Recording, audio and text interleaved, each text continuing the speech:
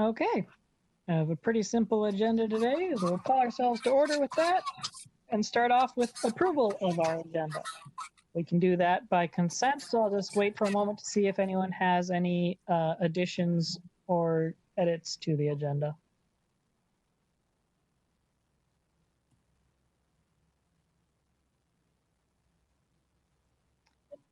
Okay, hearing none, our agenda is approved. We'll then move on to approval of minutes from October 1st. And for that, we will take a usual motion from anyone who is present. I move approval. Okay, we have a motion for the minutes as presented. Do we have a second? I Lolita second. Okay, we have a second from Lolita. Thank you. Are there any corrections to those minutes? We actually need a second from a commission member. That was from Lolita. Oh, I'm sorry. I thought it was Lene. I was looking at her picture. Thank you. Nope, Yeah. wasn't me.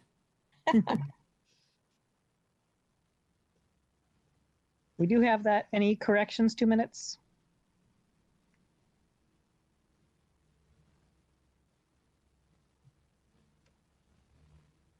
Right. Hearing none, we'll proceed with a roll call on approval of minutes for October 1st as presented.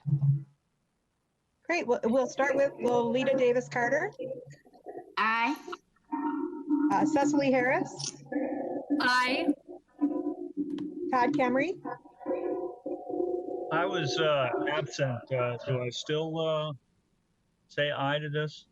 you could abstain. Todd Kemmery abstains. Okay. Bob Moeller, Aye. Jeremy Peichel, Jeremy votes aye. Nate Rich is not here. Anthony Taylor, I see he's here now. Aye. Rick Tyson. Aye. And Tony Russo.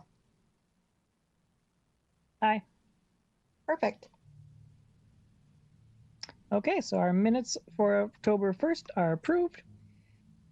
This brings us to the public invitation portion of our meeting, which, since we still haven't figured out a good way to do our normal stuff electronically, we're taking those by email to me ahead of the meeting to then read off. I have not received any for this meeting. I know they are still changing around how we're doing our meetings a bit. Watching is different this time. We'll see whether anything's able to change in terms of input in the future. But without any received for that, that will bring us on to our single information item. This is an update on the public comment and engagement for the draft amendment to the 2040 Parks Policy Plan. So this will be a mix of Emmett, Tracy, and Ellie. Go ahead.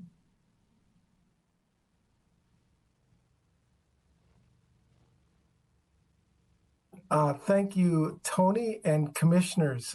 This is Emmett. Can you hear me okay? Yes, we can. Great. Well, first of all, thank you for joining us. We do have a short meeting tonight with just one information item on it. I also just wanted to recognize Greg Ritchie, who was able to switch us to we've stepped up into the big leagues. So we're using the same format that the Metropolitan Council and the Community Development Commission uses. So I hope that this works better, particularly for our participants. A number of the agencies before could only sort of participate by listening on their phone. So I hope this works better now that everyone can see the presentations as well as the staff and commissioner faces. So at least that's the hope. But without further ado, today we're here to discuss the public comment period for the Regional Parks Policy Plan Amendment. As Tony said, I'm joined by Tracy Kinney and Ellie Hohulan on the Parks team. They will help me present today's topic. Next slide, please. There are four main areas to discuss today, and I'm just going to walk through each one of these. The first is the public comment log.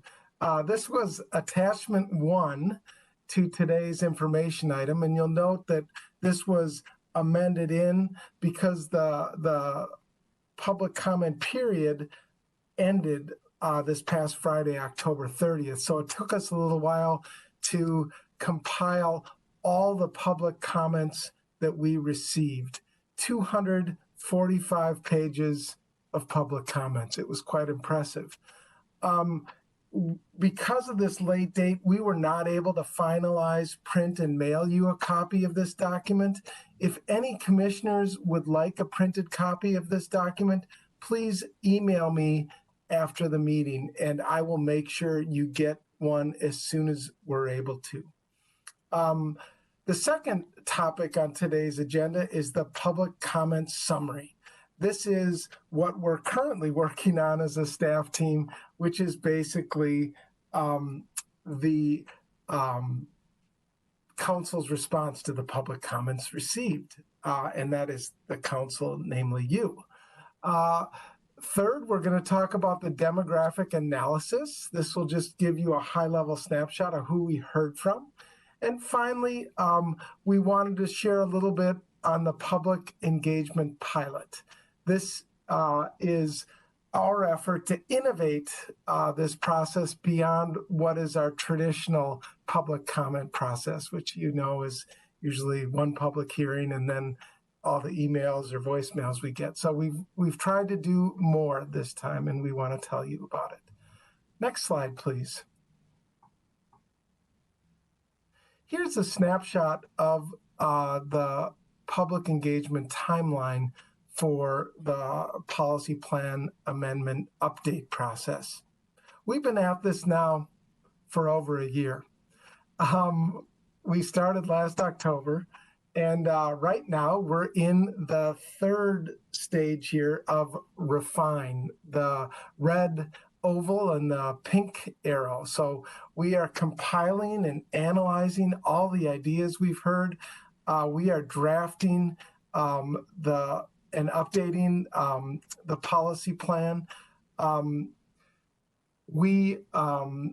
So this refinement process, we're really looking forward to meeting with you, MPOSC, and the Community Development Committee. And I'm going to talk more about this later on November 16th at a joint special MPOSC Community Development Committee meeting on Monday, November 16th. We're looking for this to start about 5:30. But this is where we're going to discuss any outstanding questions and invite your insights on how we're going to move forward together. So more on this later. But with that, I'll ask for the next slide and turn it over to Tracy Kinney. Tracy. Thanks, Emmett. Thank you. Good afternoon, Chair, Commissioners, Council Member. Hi, my name is Tracy Kinney. I'm a Senior Planner in Regional Parks. Can you hear me? Yes, we can. Excellent. As Emmett mentioned, the public comment period for the draft amendment is over. It ended October 30th, and the Parks team has been working diligently to compile, document, and analyze the public comment submissions. The final tally is before you. We have received more than 190 comment submittals, actually exactly 190 comment submittals, and from 180 commenters. And this, you'll see this in the public comment log report that's attached to the business of the information item. Some commenters provided multiple submittals, and organizations provided multiple submittals by multiple people. So that's why you see the difference between the comment submittals and the commenters. So of those 180 commenters, we've received the majority from residents, then organizations, cities, implementing agencies, and council staff. Both Dakota County and Three Rivers submitted comments. The 180 commenters submitted a variety of submission types, including 51 emails, 134 surveys, 3 voicemails, 2 videos, 2 public hearing, and 2 public hearing comments. And those were over and beyond those comments that you see there on that page. Next slide, please. Initial findings include support for the following items in order of the most comments. The number of comments are only illusory. Each comment is evaluated on its own merit. The comments that receive the most support include Scott County's proposed Cedar Lake to New Prague Regional Trail Search Corridor. Support for systems additions. Minneapolis Park and Recreation Board's proposed Midtown Greenway Regional Trail Search Corridor. Support for climate resilience and natural resources. Support for water trails. Support for reconnecting regional trails to regional parks. Support for reconsidering history. A future regional park system that is easy to access, easy to use, accessible, and maintained. Support for equity initiatives for a more welcoming experience for all users or visitors in the regional park system. And that wraps up the majority support. I can keep going, but this is a snapshot of the public comments to date. Next slide, please. So here before you are a few public comment highlights, and we have a couple of slides here that highlights some great public comments. We call them our greatest hits.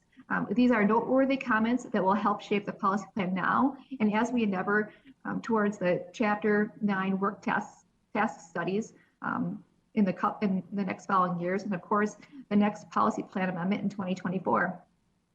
One resident commented about the need for amenities for shore-based anglers, noting that fishing piers tend to be by boat docks and that there is no fish around these areas. Urban Roots commented on the need for telling histories that connect people to the land, the events that happen there, and how the land has changed. Urban Roots advocated for a history that is reflective of the region, included in the park and embedded in educational programming. Next slide, please. Cycle Sisters, a women-based African-American organization, advocates for regenerative places that feed the soul and the body. They would like to see a more welcoming park system that is not just in their locale, but throughout the regional park system. People of color should feel welcome wherever they go.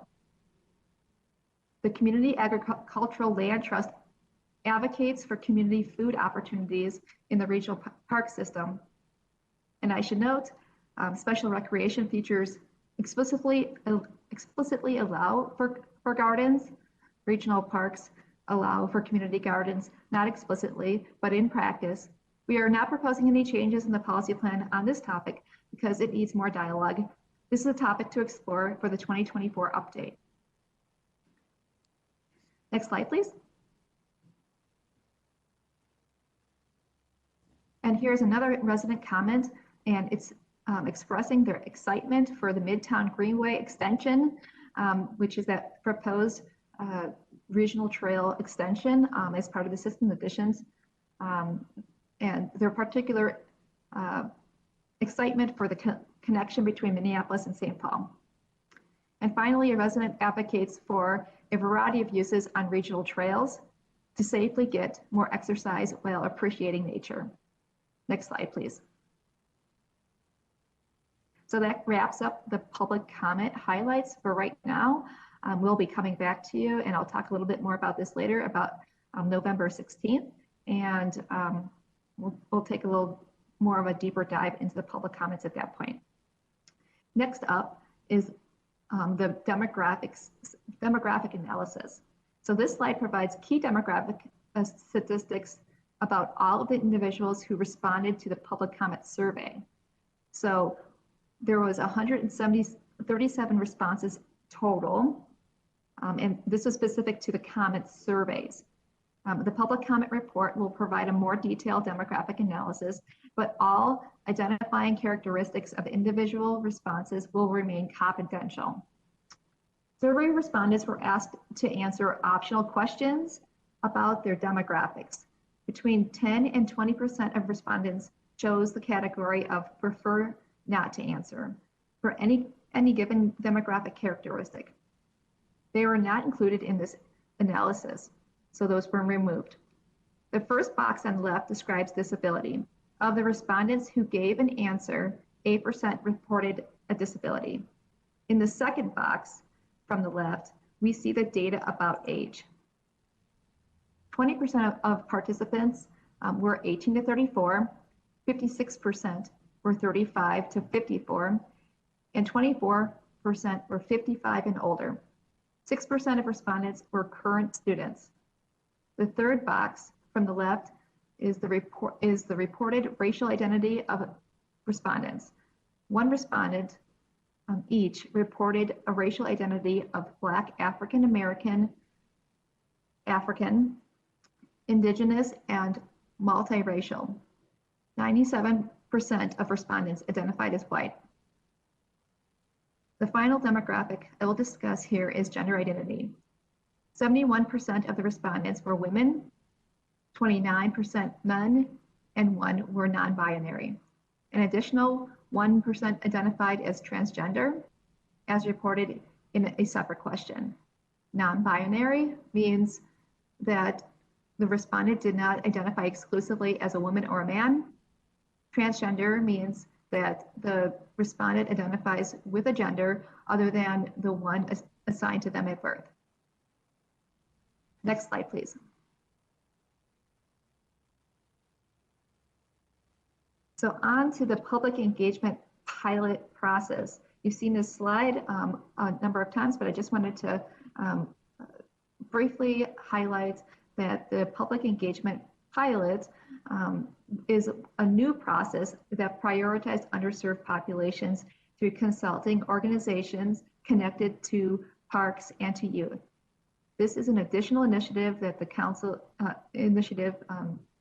added to the council's robust outreach tools that Emmett mentioned before. So key to this public engagement process was enlisting your help, the council members and yourself, MPOSC commissioners, with this effort. We wanted to thank you again for your consideration and your help on this. And then we also enlisted the help of the Youth and Parks team and the implementing agency outreach staff to help with this effort. And we would also like to express our appreciation for all of them with partnering with us on this effort. Next slide, please. So here's an updated slide with all the prioritized organizations that we did our outreach with. So before, I think we had somewhere around 64, and we have a total now of 90 organizations. 24 of these organizations are advancing existing relationships, and 66 are new or opportunities to make a connection.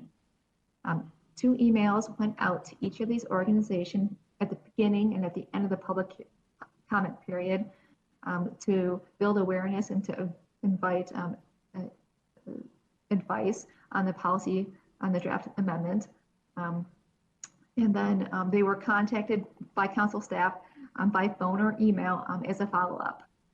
The chart before you shows a breakdown of the 90 organizations by community or identity. This chart is not a one-to-one of the numbers. Some of the organizations serve intersecting communities or identities, so they were listed twice. And I must say that there's been an update to this graph.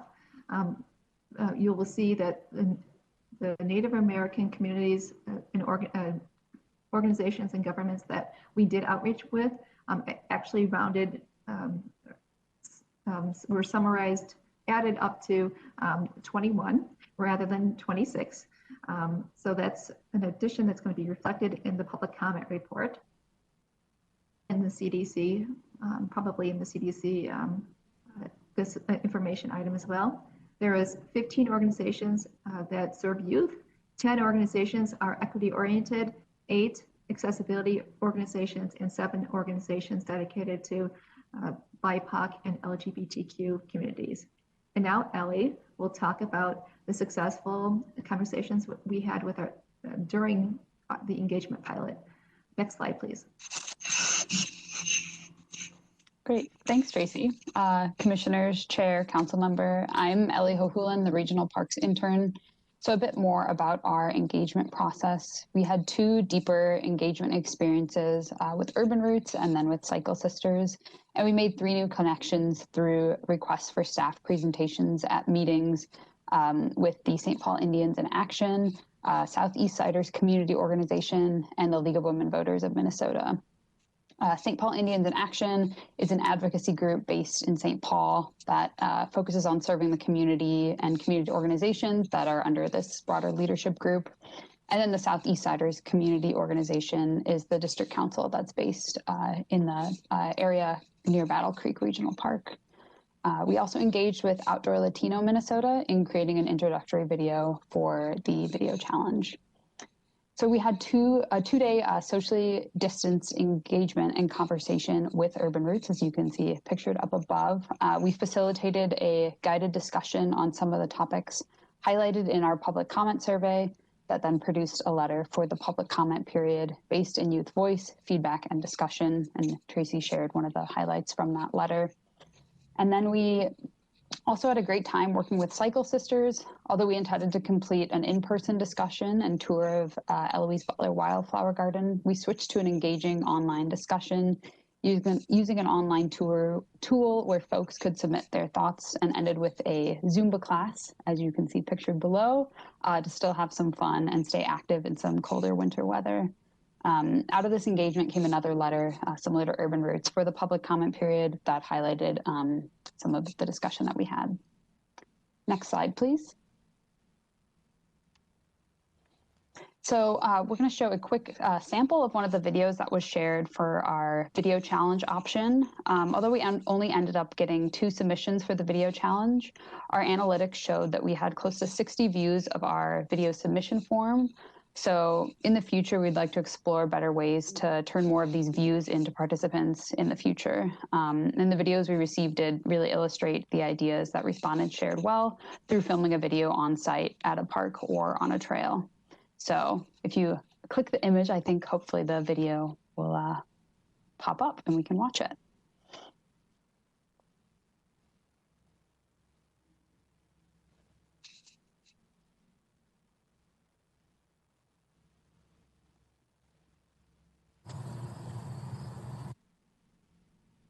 My name is Gustavo, and one of the park trails that I use often is Bruce Vento Trail, and basically it goes all the way through there where all the woods are, and I like it because it connects to a lot of my favorite parks. So this park that I'm working at right now is called Harvest Park, and basically we got a bunch of stuff growing here. There's a lot of open field where you can play. There's an area, there's a baseball field, there's a soccer field all the way down there.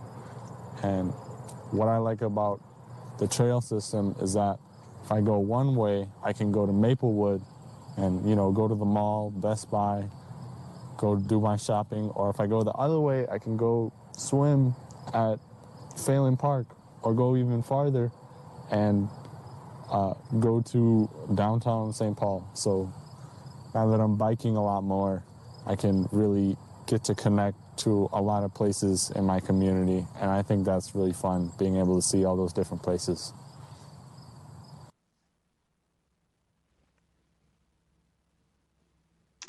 Great, thanks for sharing that. Yeah, we thought that was a good example of one of the submissions that we got, and the ways that specifically youth are using video to share what they love about the parks. So on the next slide, Tracy will talk about the next steps. Thanks, Ellie. So on to the next steps. So Emmett sent out an email reminding MPOSC commissioners of the November 16th joint meeting of CDC and MPOSC. This is a regularly scheduled meeting of the Community Development Committee. This parks item will be presented at 5:30. So mark your calendars. We hope you can make it. It's going to be on November 16th at 5:30. At this meeting, we will be covering an information item on the public comment report and the proposed staff changes. to the policy plan. So we look forward to having an engaging conversation with you and having guidance so that we could then move on to the December business item. And as you see to your right, here are the business item dates. So MPOSC is going to be on December 3rd, CDC on December 7th, and Met Council on December 16th. So that wraps up the presentation. Next slide, please. And so we want to thank you for your attendance tonight and all of your thoughts and conversation that we hope to have, and we'll stand by for any questions. Thank you.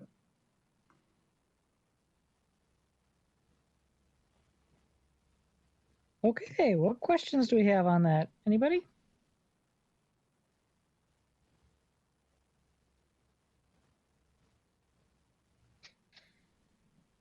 I know we just got the actual detailed report, and many of us might have questions after we have a chance to read through all of that.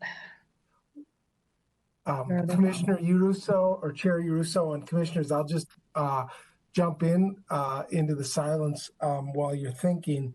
But I did want to just reiterate what Tracy just said, which is we're going to really tee up the sort of areas where we're looking for additional insights from you at that Monday joint special meeting between you and the Community Development Committee. And that's Monday, November 16th. I'll make sure that link is sent to you. The meeting begins at 4:00, and we are going to be on the agenda at 5:30. So I can give you the real-time updates on that. Linnea will, our council member Atlas Engelbretson will already be there. But that's our opportunity to sort of sit with the Community Development Committee to hear your advice. And that's a deeper opportunity, I think, that we will tee up the areas that we want to talk about prior to that meeting.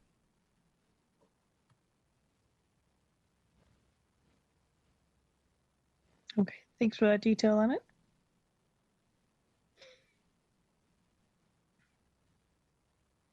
Chair, I'm just in the, I want to make sure I give chance for commissioners to speak first, but if there aren't any comments from commissioners, then I'll pop in. But I want to make that space, just kind of checking if the quietness is contemplating and thinking, or if it's something else. It at least sounds like we don't have anyone dying to say anything yet. I saw Bob sigh, but at least it looked like a sigh. Maybe it was an expressive exhale.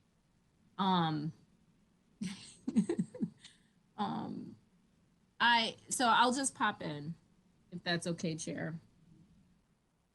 I am grateful for the work and the plan that was put out. I think there were, we've had a lot of comments from commissioners and others that have gone into producing the process. I have to express a bit of disappointment, not a bit, I'll say it. I'm pretty disappointed at the lack of representational diversity in the respondents of the plan. And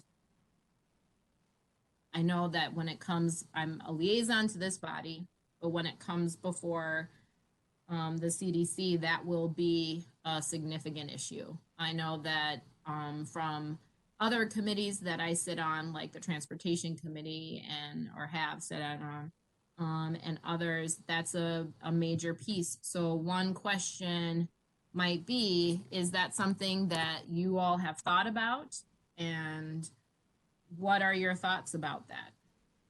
And that's, look, you try things and some things work, and then you have to learn and try different things. So I don't mean that to beat up. I just mean to, prepare for what kind of questions will come, and the things that we would hold even our implementing agencies to if they provided us with that kind of information, the kind of hard questions we would ask them as well.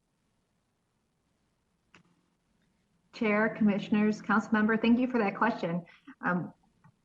You will see in the demographic analysis, I mean, I wholeheartedly agree with you.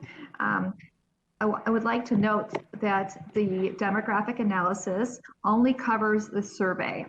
And I have heard before, I don't have data behind me, that online social media surveys may not be the best representative, tool to get people of color, underserved populations, their input. That being said, we did the public engagement pilot, and there wasn't a way to capture the demographics of those groups. As Ellie went over the specific groups that we engaged, they had a variety of backgrounds, but that wasn't included in the demographic analysis. So I might also mention too that this is a baseline analysis that hasn't been done before. And so it can't be compared to anything else. And we know we have a lot of work that we need to do. And this is reflective of that. And so this is a starting place. And we were trying to do better with the public engagement pilot. However, the demographic analysis is just not inclusive of that. I think I hope comes from these experiences, because it's not limited to you. And I would also share that my experience has been, and there probably is evidence to support this because it's pretty universal, is that surveys in general tend not to be inclusive, particularly when they're done online. There are very limited experiences I've had that are outliers to that. So the question is, to me, it presents us with an opportunity, which is, how do we do this differently? And if we keep investing in doing things the same way, and to be honest, we've had other things that have come before the council that had like 14 people comment on it, or no people comment on it. So there's a success in having 190 people comment on it comparatively to some other things. But I would say that given our current state of just being a public agency, and right now we have to figure out a new way of doing this. And so I don't put that just on you. I think that that's a question that you should be bringing back to us, us being the council and MPOSC maybe, and some of those agencies, and say, this clearly doesn't get us men's perspectives representatively. It doesn't get us age perspectives representatively, doesn't get us ethnic perspectives representatively. So what do we do? Is there a mix? Is there another tool? What's the thing? Is it that we break things down to smaller bits so we're not reviewing this massive plan that, all at one time? Is it a release of questions over a period of 3 months, one question a day via social media, and people just answer that question? I'm just throwing some crazy things out there that I know nothing about. I just know that we got to reinvent our public agencies and the way we do things and to really change. And so I give that as an invitation to this group to chime in more on, and I'll continue that conversation with my colleagues on the council as well. Yeah, thanks, Linnea. One question I have for you, since you have some visibility into other parts of council processes, for things like transportation and environmental services and so on, when you're doing similar kinds of public engagement for those, are those getting better results in terms of representation? And if so, what are they doing different from what we're doing? Nope. Sometimes worse. Okay. I would say in the context of the N, the 190, that's actually good. comparatively. Honestly, people probably want to give input on parks more than they want to give input on some other things that we do at the council, to be honest. You know, like that we have to collect input on. All things are valuable that we do. I believe that. I will say that this is a consistent issue and not just for the council. This is something that all kinds of public agencies are facing. And the reality is not that all of a sudden something that worked before suddenly stopped working. The change is that we were satisfied at having a minority of people provide input that directed public decision making and practices. And that with the advent of people having more access to information and the push to have decisions made in a more inclusive way, and recognizing that historically populations have perpetually been left out, has pushed us to being more responsive. I experienced this in my time at the city. I experienced this in my time with Minneapolis Public Schools. I even experienced that push in my work in a foundation. We're all being pushed in this way. So it's really about finding new tools and recognizing that and shifting. But I want to definitely say this is not an outlier, and in some ways it was more, I want to say it again, more successful than other collections that we have done. One of the things that I've pressed is doing phone surveys. And only because I had tremendous success with it at Minneapolis Public Schools, where we couldn't get people to respond to an email that gave them great benefits, for example. So a survey via electronic means that gave great benefits for lots of really good reasons. There's just barriers of understanding and participation and language and time and competing messages coming into that box, especially right now with the election. You can imagine all the things that we're competing against for getting people's time to respond to from a communications perspective. So I don't know if that answered your question, but maybe Emmett might be aware of something that's been used that's been more successful recently at the council level. Council member, chair, and commissioners, I just wanted to say that at the beginning of this process, Council member Atlas Engelbretson, you really did challenge us to not do just the traditional. You said exercise and build that outreach muscle, like that. I think those were your words. And so I just wanted to tell you that we really tried here, and I think that we were really successful in some areas with more direct, non-traditional outreach. I wanted to just tell a really short story that Ellie gave a thumbnail sketch of, but one of the things that Ellie Hohulan and Amanda Lovely had set up was this tour of Eloise Butler Wildflower Garden associated with a short bike ride with the Cycle Sisters. Because of COVID and because of some of the dangers that we were following the governor's guidelines to a T, but there was a decision made that this isn't a risk that was worth taking. And so we totally understood that. And instead of just saying, too bad, can't do it, Ellie and Amanda sort of regrouped and did this civics discussion on the policy plan, did a Zumba class, and then everyone got deliveries from, I think it was called Wendy's Soul Kitchen in North Minneapolis. So it was just like this, it was different. And it was, and is this the answer? Everyone, no, it's not. It's not the only, like, we need to keep innovating. And I think Councilmember Atlas Engelbretson, your statement of doing the same old, you know, while we got amazing comments, I just want to say that, and very useful and insightful ones, yet we did not hear from really a representative sample of the, in the traditional sense. But we did go out, Tracy had a great conversation with St. Paul Indians in Action. That was another presentation. I met with League of Minnesota Women Voters. It was, you know, there were a number of efforts. Is it good enough?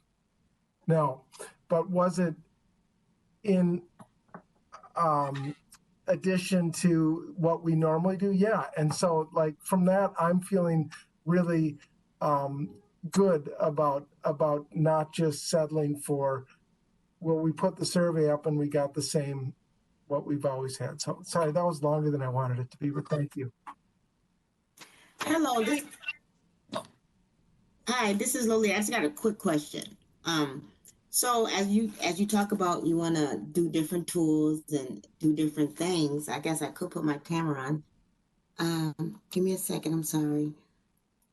Did we ever ask the community in the past? Like, have you ever did focus groups with the community and say, what do you guys, what would you like to happen? You know, instead of us always coming up with tools and ideas and thinking for them, have we ever did some type of workshop or some type of core group to get ideas on how we can develop the next tool? So we're not just fit on our thumbs. And, you know, I like that idea that Emmett just talked about. That was outstanding. I was going to say, where did they come up with that? Did they get that from the community? Did they get that from a family member? Were they talking about that issue? Because I just can't see. I work for the state of Minnesota, been there for about 15 years. And sometimes we do get stuck on doing things the same way all the time.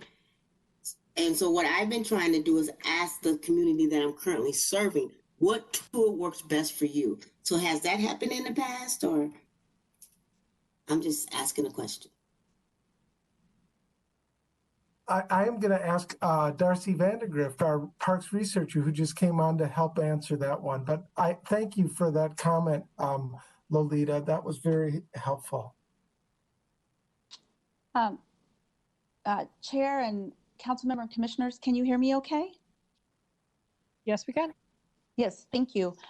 So I really appreciate these comments, and if I may, Commissioner who mentioned about do you ask communities how they want to be engaged, and that was actually a big part of the pilot project, is that every one of those engagements with Cycle Sisters, Urban Roots, St. Paul Indians in Action, Southeast Community Association, our engagement with them was strictly based on what they said, the way that they wanted to be engaged.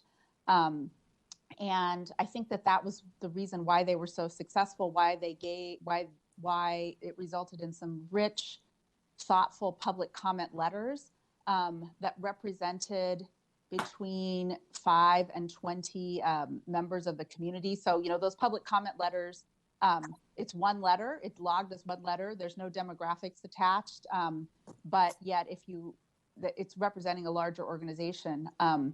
And I really want to underline what Councilmember Atlas Ingebretson said, that traditional public comment methods are not adequate. And we really hoped with the demographic analysis that we're providing evidence of why the pilot was necessary, why surveys do not miss the mark, not just by a little bit, but by so much that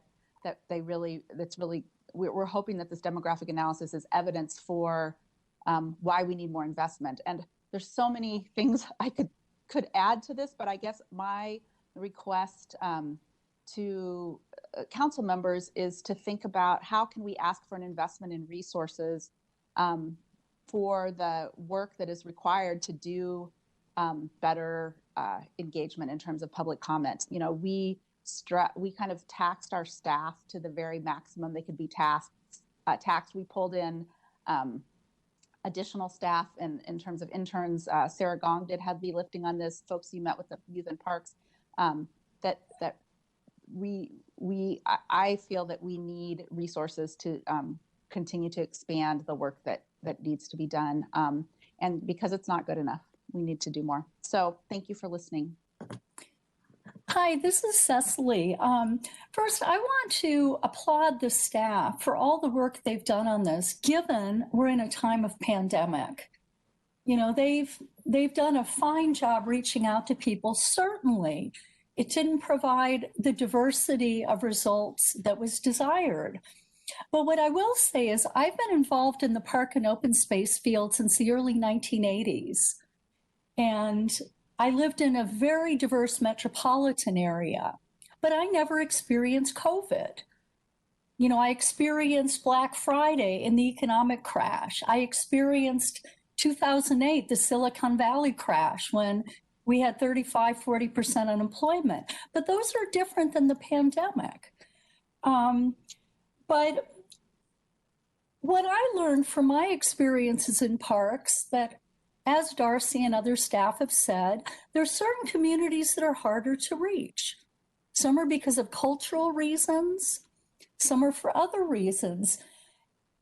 In California, our biggest challenge was the number of undocumented people who were afraid to respond. They were afraid to be called out.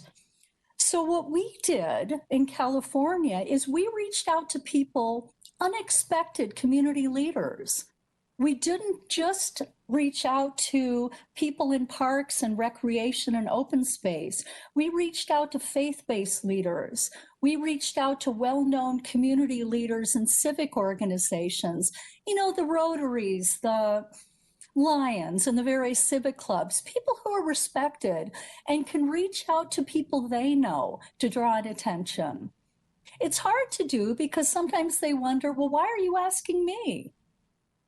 You know, I'm in a different field. And we'd say, well, you're in a different field, but you're respected in your field. You know a lot of people. You might be able to draw some input. So, you know, that, you know, may be a different approach. And I also found that when we did some things like that, they were thrilled.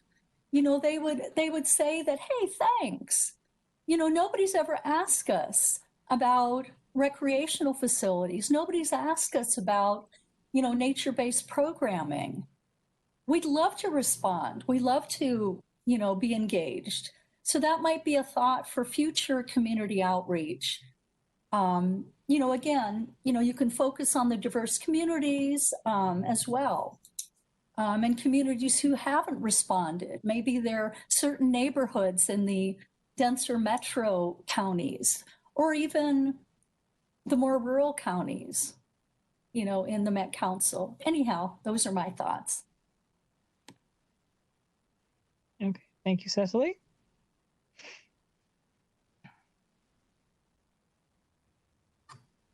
And it seems like we're doing some more reaching out to certain people, but we're maybe not getting some of the like second and third hop connections through organizations to other people they know and then back to us as much, which takes a lot of time, and I don't know how to do that better.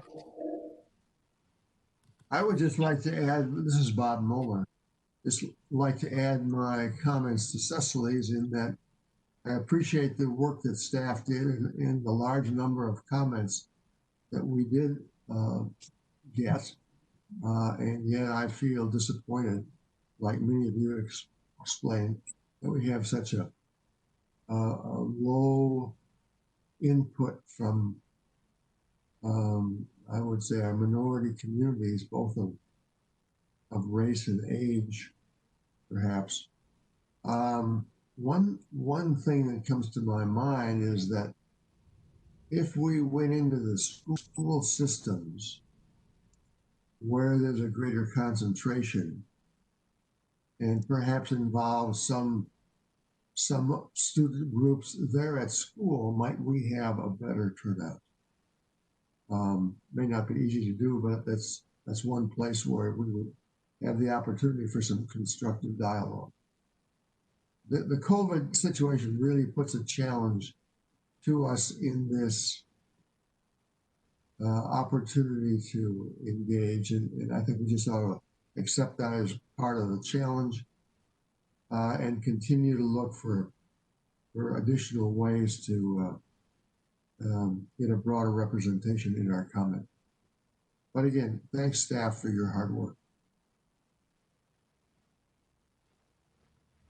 Thank you, Bob.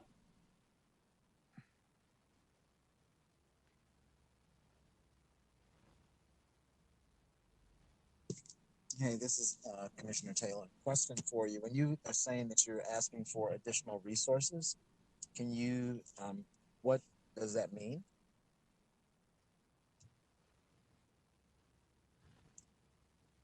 Who are you directing that to? That's to staff, because I think that one of the things that I understood is that you were using this data, this experience as an opportunity to ask for additional resources related to this process. Is that correct? Chair, Commissioner, Council Member, I'll take that question. Thank you for the question. And on behalf of Darcy, I'll say that I think what we're looking for is more staff potentially, more a budget in order to ensure that we can provide food.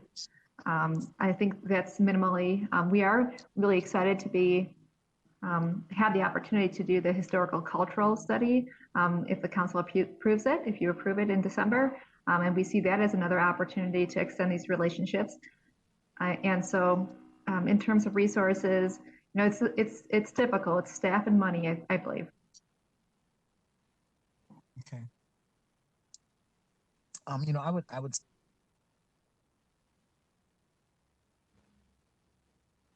and this this team, you all are a really great team, and your commitment to these issues are really clear. So I think I also just want to say that that your thoughtfulness and really your commitment to this is admirable, and I think that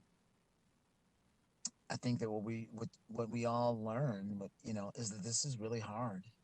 It seems really simple, but this is really hard because what we're really doing is working against the actual lived experience of these communities in terms of not engaging.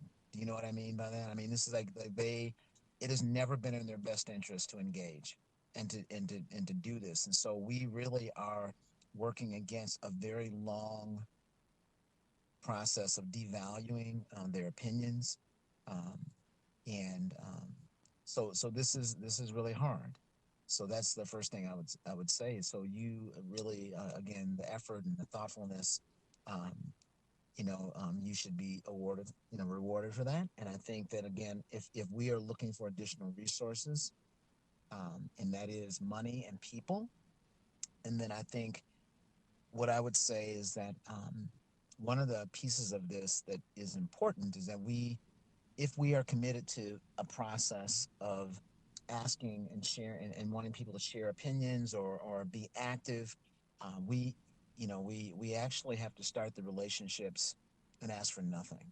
And so that's one of the things I think is really important. We never, I see all the organizations that do engagement. You do engagement because you want something. Is that, you know what I mean? That's what it feels like, even if it's just information or data or to fill out a form.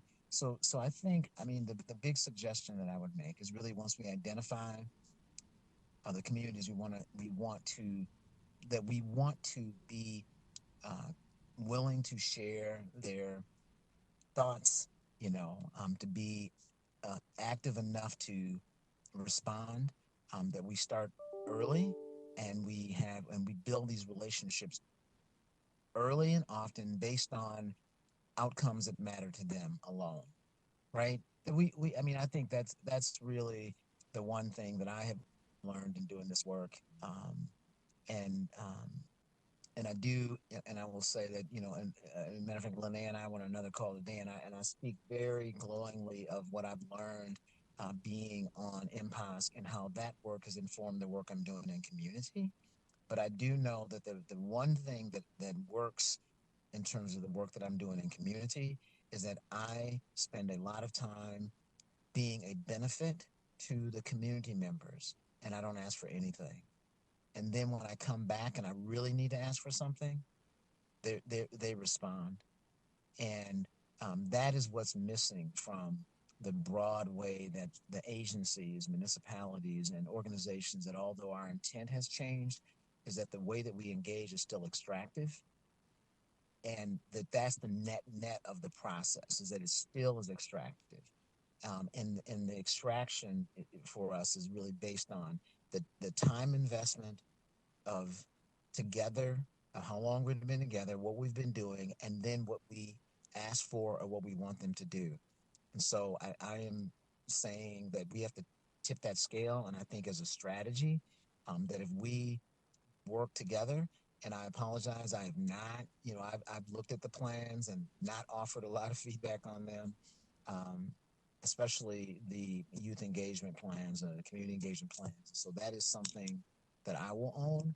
But I do know that what we need to do, and I would say like this week, if we identify those organizations and communities that we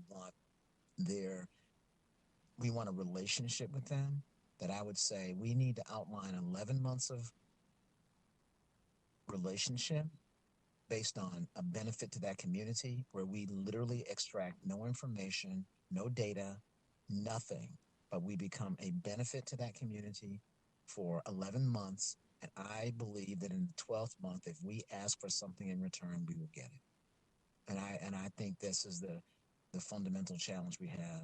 Again, not because of your effort, but because of the community's lived experience in terms of the actual value of relationship to municipalities, state-run, community, led organizations that they are engaged with. So again, I want to end with your effort is commendable, and I have gotten to know you all, and I know you all are committed. And so we just have work to do, and it's really hard. So thank you for this effort. Thank you, Anthony. Chair, could I pop in there for a second? This is Councilmember Harrison. Sure, go ahead. Thanks. I want to just echo what Anthony shared, and Bob with the idea about going in, integrating into classrooms, and Cecily, which I think is what you did with the pilot effort. I think one of the things in hearing the conversation afterwards, I think there could be some tweaks to the presentation that kind of get ahead of some of these things and present it a little differently. I think especially be like really intentional about talking about why the pilot effort and the number of people who were, I know you don't have specific ethnic data for I don't know, I counted maybe there were 8 women from the Cycle Sisters, for example, but you know who the group's target is, you can share that information, and then how many were a part of the conversation. I think that will be really helpful to, I think, augment the presentation and provide a different understanding. I really appreciated what Darcy shared around, the need to really tell the story about how our historical method of collecting information does not serve our new desires and needs. And so I think including that presentation would be really powerful as well, and would actually be something I haven't heard quite yet in my other experiences at the council, but I think is really important. So I think other council members would find that really valuable as well, as maybe some of our implementing agencies also, who are challenged with the same issues. So I just wanted to kind of give those as some examples of things I would integrate into the presentation when it comes to back to this body or to the CDC in our joint meeting, if that's where that is happening. And I also want to recognize the work that the staff have done. And one thing I wanted to, that what Anthony made me think about, or Commissioner Taylor made me think about, is Emmett has called on me through working in 2 different agencies over a span of probably 15 years. There are a number of Met Council staff members who have left the council and call on me, and we connect. But it's not just for when they need something from me. I will say that. That's often sometimes a check-in or maybe for a happy hour under other circumstances. But I do think one of the things that many public agencies really need to help support their employees with the practice of is building professional relationships. that aid in their work, and that those relationships can become friendships. And when you're dealing with communities like Anthony was describing, where people have always had their relationships be extractive, meaning someone's always asking them to give something, that's what's needed to build trust and value to go beyond how people have been historically treated. So I just wanted to kind of call that out. I thought of Emmett as a good example, and there's a couple counterparts that have worked with Emmett at the DNR who I've known even longer. Peter Hark, going back, you know, to the 90s, who could call me any day and I'll pick up that phone call and work with him because of the time he's invested in efforts that I'm working on. So that's the kind of reciprocity that is in all of our fields of work, but should be in this context as well. Thank you, Linnea. We have a question that Cecily had written out here also, wondering whether implementing agencies had put the survey link on websites or in newsletters, and wondering basically what ways that was communicated, because of course, also with election related things, people ignore mailings and phone calls because they're assuming they're something like that. So what other ways did that go out? I think it was a number of the agencies shared the survey link or the public info website, or excuse me, email address. I was laughing because Scott County was particularly effective. That's where a lot of the comments came from for that regional trail to New Prague. And so there was a coordinated effort there, and which was met with different levels of success. So thanks for the question, Cecily. Okay, thanks. Yeah, I think that's the sort of thing that often varies pretty widely depending on which implementing agency you're talking about. And I know, like, some of it's just timeline. I'm trying to think, for my county, there is a county newsletter. I think it might be quarterly at best. It might only be twice a year. I'm not even sure. So for some of these kinds of, you know, if you have 90-day comment periods, there isn't even necessarily time to communicate that with the way some of our implementing agencies work for their more common communication methods. But some of them have stuff that goes out. Some of them have social media presences and some of them don't.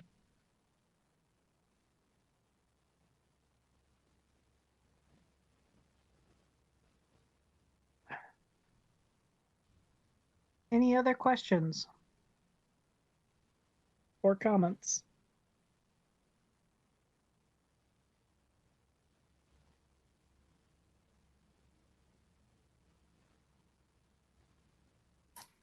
I do have a comment. I'm sorry. I was trying to be quiet and just be a listener. I'm sorry. I can't do it. I can't do it. I just can't do it.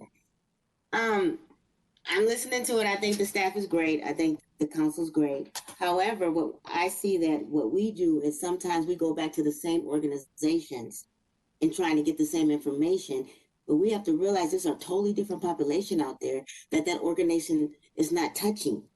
So we need to start thinking outside the box. We cannot continue going to the same individuals just because they're minorities and just because we got a good relationship with them and say, okay, can you help us with this process? Sometimes we got to go to someone that we feel very uncomfortable with to get that population that we really, really need to serve right now. That population that's really, really, really, that's utilizing the park system, that homeless population, you know, that youth, that at-risk youth, you know, that's doing a lot of different things and don't really understand what is my mental health all about.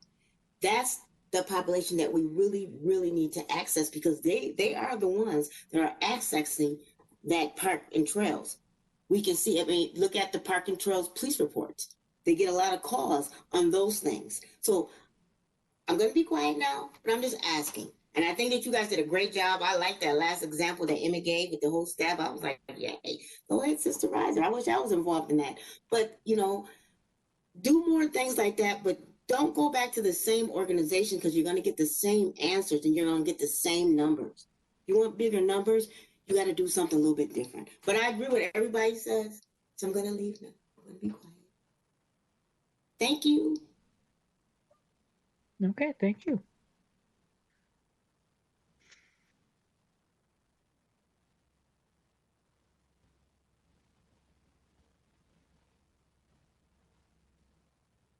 Chair Russo, I was just going to respond to a question in the chat. Linnea saying, is geographical demographic information collected? That'd be interesting too.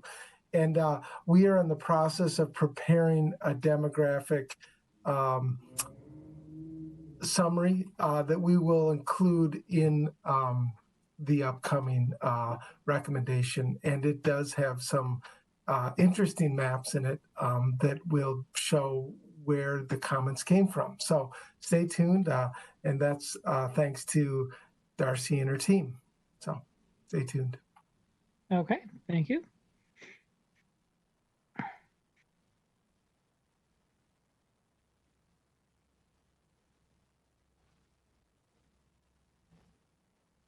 Well, it seems like we're pretty well wrapping that up at this point.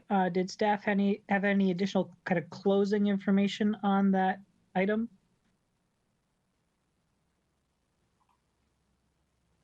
I just want to thank commissioners and our council member for all your insights and suggestions and also encouragement.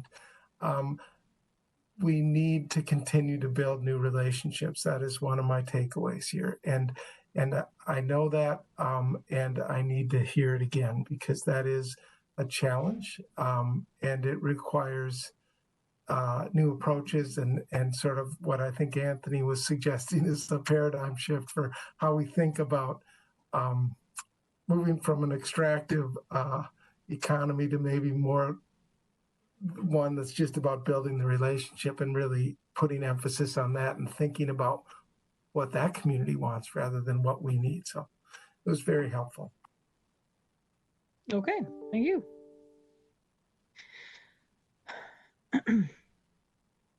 Well, with that, we will move on to our reports portion of the meeting. Starting with the chair report. I know this will be reiterated by staff also. Big thing for us is we're going to have several of our positions, including my own, coming to the end of our appointed terms. They're open for new applicants now. I don't know about the rest of you. I have not actually decided whether I'm applying again. I got to think about that for a while. It's sort of lots of things I'd like to do, but got to figure them all out. So for those of you who are in, I think it's the first four districts, A, B, C, D, you can give that some thought for yourselves and communicate any intentions to staff whenever you have a decision. That would be helpful. I know we did get a bonding bill passed in the latest special session, and there is some in there for our regular regional parks capital improvement program. One thing that I'm definitely bothered by in that bill is that there are several implementing agencies that got direct allocations rather than going through the CIP. And so we might have to have some hard conversations about what that means for us, because that ends up bypassing all of our normal procedures when that happens. Obviously, the legislature has the ability to do that. But how does that end up fitting in with the way that we process everything else? I don't know what that's going to look like, but they're very big numbers this time. So I'm disappointed in that. But glad that we're getting money. It's just a complicated way that it ended up happening. With that, are there other commissioner reports?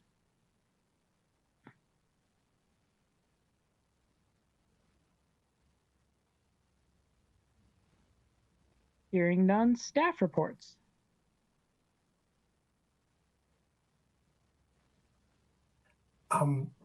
Council member, chair and commissioners, yeah, just a couple.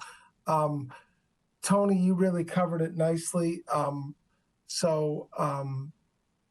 Our chair is up for, his term is up and he is eligible to apply again. I want to also say that District A, that's Rick Tyson. Rick has told me that he is, I think he's had a great run. I think he's been with the commission for 8 years, and I think he's looking to move on. So saddened by that, but love his commitment and participation through that time I've known him. District B is Bob Moeller, and Bob is thinking about another term. And then District C is, God, I'm messing this up, but I think it's Lolita Davis Carter, and District D is Nate Rich, and they completed vacant terms, so they've only been with us for a year. So we're really hoping that you will reapply for another term. Stay tuned.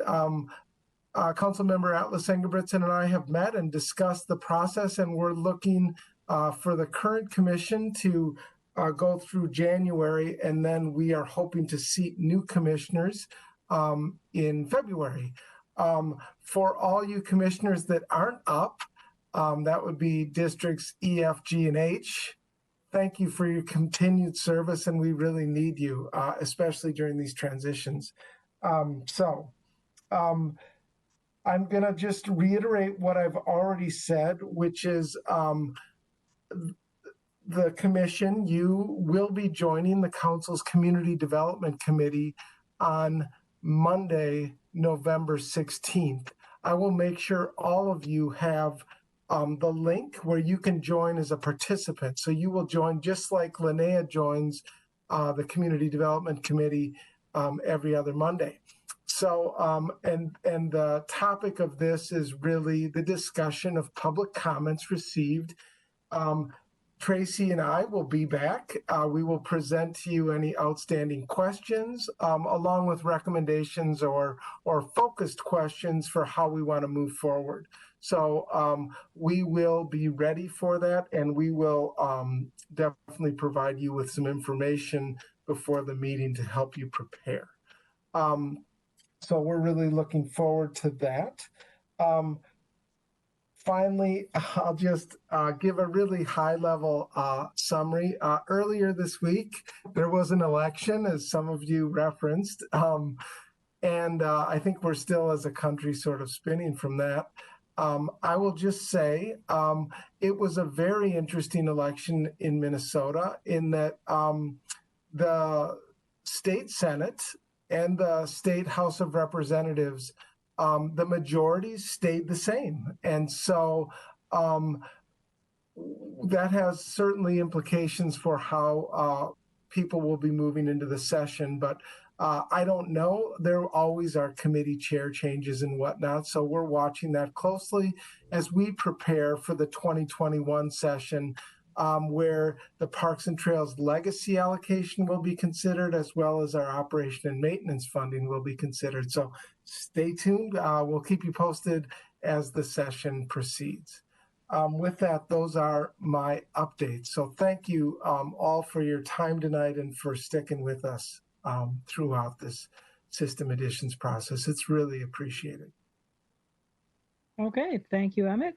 And also, if you know anybody else that you should be encouraging to apply for positions on this commission, certainly reach out to them and prod them, because a lot of people won't either know that such things exist, or will not think that they're quite qualified, or will otherwise hesitate until somebody asks them to. And then also, there are other park-related ones up too. I know the Legislative Citizens Commission on Minnesota Resources that does a bunch of statewide stuff is also looking for applicants right now. So if you know of anybody that should be prodded to apply for any of those, please talk to them. And with that, I believe we're ready to adjourn.